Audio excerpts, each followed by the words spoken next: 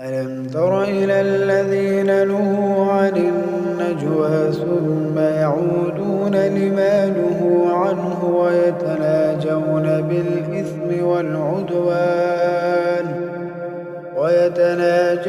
بالإثم والعدوان ومعصية الرسول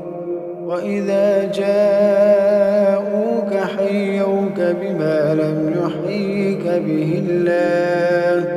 ويقولون في أنفسهم لولا يعذبنا الله بما نقول حسبهم جهنم يصلونها فبئس المصير.